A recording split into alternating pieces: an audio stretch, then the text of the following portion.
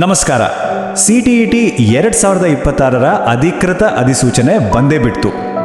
ಇವತ್ತು ನಾವು ಈ ನೋಟಿಫಿಕೇಶನ್ನಲ್ಲಿರೋ ಪ್ರತಿಯೊಂದು ಅಂಶವನ್ನು ಯಾವುದೇ ಗೊಂದಲಗಳಿಲ್ಲದೆ ಅತ್ಯಂತ ಸ್ಪಷ್ಟವಾಗಿ ವಿಶ್ಲೇಷಣೆ ಮಾಡಲಿದ್ದೇವೆ. ಮೂಲ ಮಾಹಿತಿಯಿಂದ ನೇರವಾಗಿ ಪಡೆದ ಈ ಡೀಟೇಲ್ಸ್ ನಿಮ್ಮ ಪರೀಕ್ಷಾ ಸಿದ್ಧತೆಗೆ 100ಕ್ಕೆ 100ರಷ್ಟು ಪಕ್ಕಾ ಮಾರ್ಗದರ್ಶನ ನೀಡಲಿದೆ. ಬನ್ನಿ ಶುರು ಮಾಡೋಣ. ಸರಿ, ತಡ ಮಾಡೋದು ಬೇಡ, ನೇರವಾಗಿ ವಿಷಯಕ್ಕೆ ಬರೋಣ. ಇಂದಿನ ಈ ಮಾರ್ಗದರ್ಶನದಲ್ಲಿ ನಾವು 4 ಪ್ರಮುಖ ಸ್ತಂಭಗಳ ಬಗ್ಗೆ ಚರ್ಚೆ ಮಾಡಲಿದ್ದೇವೆ. 1. ಪ್ರಮುಖ ದಿನಾಂಕಗಳು ಮತ್ತು ಟೈಮ್ಲೈನ್. 2. ನಿಯಮಗಳಲ್ಲಿ ಆಗಿರೋ 2 ದೊಡ್ಡ ಬದಲಾವಣೆಗಳು. 3. ಪರೀಕ್ಷಾ ವಿಧಾನ ಮತ್ತು ಪಠ್ಯಕ್ರಮ. ಮತ್ತು 4. ಅರ್ಜಿ ಶುಲ್ಕ ಹಾಗೂ ಅರ್ಹತೆ. ಪ್ರತಿಯೊಂದನ್ನು ಡೀಟೇಲ್ ಆಗಿ ನೋಡೋಣ. ಮೊದಲನೆಯದಾಗಿ ವಿಭಾಗ 1, ಪ್ರಮುಖ ದಿನಾಂಕಗಳು ಮತ್ತು ಸಮಯ. ನೋಡಿ, ಅಭ್ಯರ್ಥಿಗಳು ಮಾಡೋ ಅತಿ ದೊಡ್ಡ ತಪ್ಪು ಅಂದರೆ ಈ ಡೆಡ್ಲೈನ್ಗಳನ್ನು ಮಿಸ್ ಮಾಡ್ಕೊಳ್ಳೋದು. ಹಾಗಾಗಿ ಈ ಬಗ್ಗೆ ಸ್ವಲ್ಪ ಗಮನ ಕೊಡಿ. ಟೈಮ್ ಲೈನ್ ಹೇಗಿದೆ ಅಂದರೆ, ಮೇ 11ರಂದು ಅಧಿಸೂಚನೆ ಹೊರಬಿದ್ದಿದೆ. ಅರ್ಜಿ ಸಲ್ಲಿಕೆ ಶುರುವಾಗಿದೆ. ಜೂನ್ 10 ಫಾರ್ಮ್ ತುಂಬಲು ಲಾಸ್ಟ್ ಡೇಟ್. ಇನ್ನು ಪರೀಕ್ಷೆ ಬಂದು ಸೆಪ್ಟೆಂಬರ್ 6ರಂದು ನಡೆಯುತ್ತೆ. ಆದರೆ ಇಲ್ಲಿ ನೀವು ಗಮನಿಸಲೇಬೇಕಾದ ಒಂದು ಟ್ವಿಸ್ಟ್ ಇದೆ. ಒಂದು ವೇಳೆ ಅಭ್ಯರ್ಥಿಗಳ ಸಂಖ್ಯೆ ವಿಪರೀತವಾಗಿದ್ರೆ ಸೆಪ್ಟೆಂಬರ್ 5ಅನ್ನ ಬ್ಯಾಕಪ್ ದಿನವಾಗಿ ಮಂಡಳಿ ಕಾಯ್ದಿರಿಸಿದೆ. ಅಂದರೆ ನೀವು ಸೆಪ್ಟೆಂಬರ್ 5ಕ್ಕೆ ಎಕ್ಸಾಮ್ ಬರೆಯಲು ಮಾನಸಿಕವಾಗಿ ಸಿದ್ಧರಾಗಿರಬೇಕು. ಇನ್ನು ಈ ಪರೀಕ್ಷೆಯ ರಿಸಲ್ಟ್ಸ್ ಅಕ್ಟೋಬರ್ನಲ್ಲಿ ನಿರೀಕ್ಷಿಸಬಹುದು. ವಿಭಾಗ 2 ಪ್ರಮುಖ ನಿಯಮ ಬದಲಾವಣೆಗಳು. ಆಡಳಿತಾತ್ಮಕವಾಗಿ ಏನೆಲ್ಲ ಅಪ್ಡೇಟ್ಸ್ ಆಗಿದೆ ಅಂತ ನೋಡೋಣ. ಪಠ್ಯಕ್ರಮದಲ್ಲಿ ಯಾವುದೇ ಬದಲಾವಣೆ ಇಲ್ಲ, ಆದರೆ ಅರ್ಜಿ ಹಾಕೋ ರೂಲ್ಸ್ನಲ್ಲಿ 2 ದೊಡ್ಡ ಬದಲಾವಣೆಗಳಾಗಿವೆ. ಹಾಗಾದರೆ 2026ರ ಪರೀಕ್ಷೆಯಲ್ಲಿ ಅಂತಹದ್ದೇನು ಬದಲಾಗಿದೆ? ಅಪ್ಲಿಕೇಶನ್ ಫಾರ್ಮ್ನಲ್ಲಿರುವ ಆ ಹೊಸ ಅಂಶಗಳೇನು? ಈ ಪ್ರಶ್ನೆಗೆ ಉತ್ತರ ಇಲ್ಲಿದೆ. ಇಲ್ಲಿ ನಿಜಕ್ಕೂ ಗಮನಿಸಬೇಕಾದ ಇಂಟ್ರೆಸ್ಟಿಂಗ್ ವಿಷಯ ಏನಂದ್ರೆ ಭಾಷಾ ಆಯ್ಕೆಗಳ ವಿಸ್ತರಣೆ. ಮೊದಲು ಎಕ್ಸಾಮ್ ಬರೆಯಲು ಕೇವಲ 20 ಭಾಷೆಗಳಿದ್ವು. ಆದರೆ ಈಗ ಬೋಡೋ, ಡೋಗ್ರಿ, ಕಾಶ್ಮೀರಿ ಮತ್ತು ಸಂಥಾಲಿ ಅಂತಹ ಹೊಸ 7 ಭಾಷೆಗಳನ್ನು ಸೇರಿಸಿ ಒಟ್ಟು 27 ಭಾಷಾ ಆಯ್ಕೆಗಳನ್ನು ನೀಡಲಾಗಿದೆ. ಇದು ನಿಜಕ್ಕೂ ಒಂದು ಅದ್ಭುತವಾದ ಹೆಜ್ಜೆ. ಯಾಕಂದ್ರೆ ಇದರಿಂದ ದೇಶದ ಮೂಲೆ ಮೂಲೆಯ ಅಭ್ಯರ್ಥಿಗಳು ತಮ್ಮದೇ ಭಾಷೆಯಲ್ಲಿ ಪರೀಕ್ಷೆ ಬರೆಯೋಕೆ ಸಾಧ್ಯ ಆಗುತ್ತೆ. ಆದರೆ ಸ್ವಲ್ಪ ಹುಷಾರ್, ಅಭ್ಯರ್ಥಿಗಳು ಇಲ್ಲಿ ಎಚ್ಚರ ವಹಿಸಲೇಬೇಕು.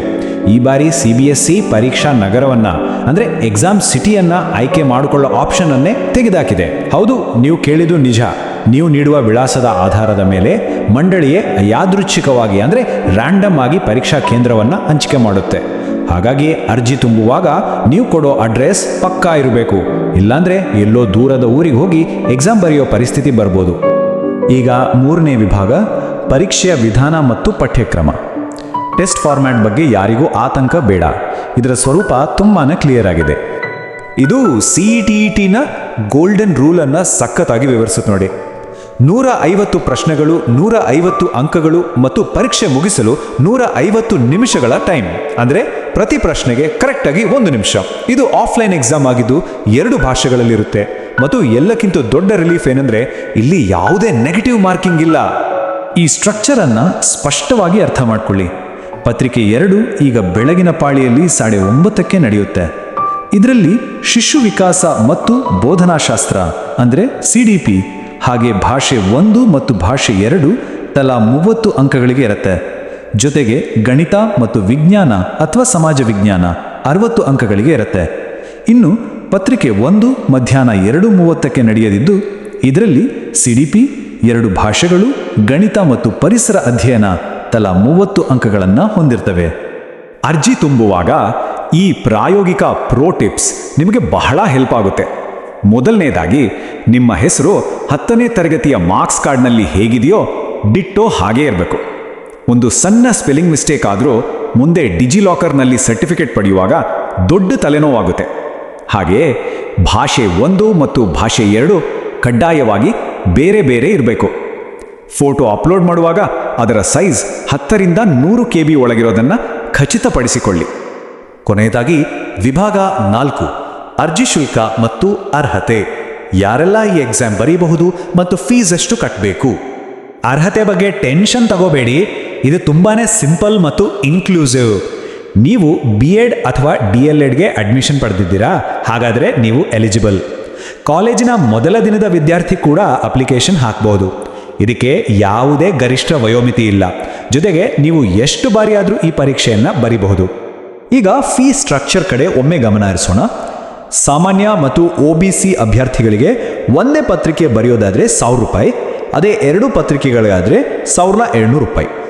SC, ST ಮತ್ತು ವಿಕಲಚೇತನ ಅಭ್ಯರ್ಥಿಗಳಿಗೆ ಒಂದು ಪತ್ರಿಕೆಗೆ 500 ಮತ್ತು 2 ಪತ್ರಿಕೆಗಳಿಗೆ 600 ರೂಪಾಯಿ. ಜಸ್ಟ್ 200 ಅಥವಾ 100 ರೂಪಾಯಿ ಎಕ್ಸ್ಟ್ರಾ ಕಟ್ಟಿ 2 ಪೇಪರ್ ಬರೆಯೋದು ಆರ್ಥಿಕವಾಗಿ ಖಂಡಿತ ಲಾಭದಾಯಕ ಅಲ್ವಾ? ಟಾರ್ಗೆಟ್ ಕ್ಲಿಯರ್ ಆಗಿರಬೇಕು. ಜನರಲ್ ಕ್ಯಾಟಗರಿ ಅಭ್ಯರ್ಥಿಗಳು ಪಾಸ್ ಆಗಬೇಕು ಅಂದರೆ 150ಕ್ಕೆ 90 ಅಂಕಗಳನ್ನು ಪಡೆಯಲೇಬೇಕು. ಅದೇ ರೀತಿ OBC, SC ಮತ್ತು ST ಕ್ಯಾಟಗರಿಯ ಅಭ್ಯರ್ಥಿಗಳಿಗೆ 82 ಮಾರ್ಕ್ಸ್ನ ಗುರಿ ನಿಗದಿಪಡಿಸಲಾಗಿದೆ.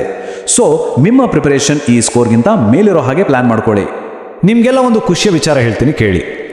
ಜೀವನಮಾನದ ಮಾನ್ಯತೆ ಅಂದರೆ ಲೈಫ್ ಟೈಮ್ ವ್ಯಾಲಿಡಿಟಿ. ಹೌದು, ನೀವು ಒಮ್ಮೆ ಕಷ್ಟಪಟ್ಟು ಈ ಪರೀಕ್ಷೆ ಪಾಸ್ ಮಾಡಿ ಆ ಸರ್ಟಿಫಿಕೇಟ್ ಡಿಜಿಲಾಕರ್ಗೆ ಬಂದ್ಬಿಟ್ರೆ ಮುಗೀತು. ಅದರ ವ್ಯಾಲಿಡಿಟಿ ಲೈಫ್ ಲಾಂಗ್ ಇರುತ್ತೆ. ಪ್ರತಿ ವರ್ಷ ಕೂತು ಎಕ್ಸಾಮ್ ಬರೆಯೋ ತಲೆಬಿಸಿ ಇನ್ನು ಮುಂದೆ ಇರಲ್ಲ.